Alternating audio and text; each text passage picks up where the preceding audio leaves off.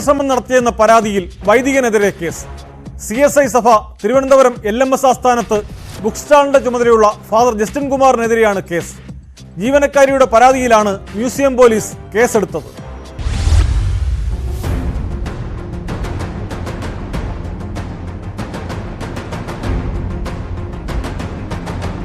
മുപ്പത്തിയഞ്ചുകാരിയായ ജീവനക്കാരിക്കെതിരെ father Justin Kumar പലതവണ ലൈംഗികാതിക്രമം നടത്തിയെന്ന പരാതിയിൽ പറയുന്നു. ഏറ്റവും ഒടുവിൽ കഴിഞ്ഞ 30-ന് ശരീരത്തിൽ കടന്നുപിടിച്ചുവെന്നാണ് പരാതിയിൽ പറയുന്നത്.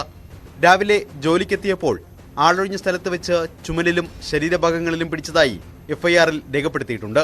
നേരത്തെയും പലതവണ ലൈംഗികാതിക്രമം ഉണ്ടായി. നഗരത്തിൽ തന്നെ മറ്റൊരു പള്ളിയിലെ വൈദികനാണ് പ്രതി. സഭാസ്ഥാനത്തെ ബുക്ക് ഡിപ്പോയിൽ അധിക ചുമതല വഹിക്കുകയായിരുന്നു.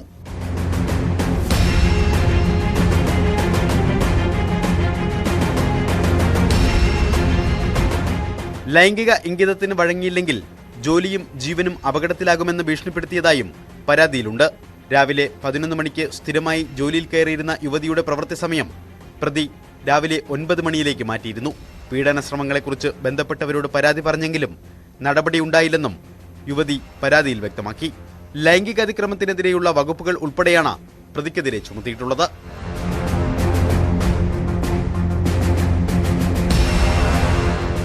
ന്യൂസ് 18 തിരുവനന്തപുരം.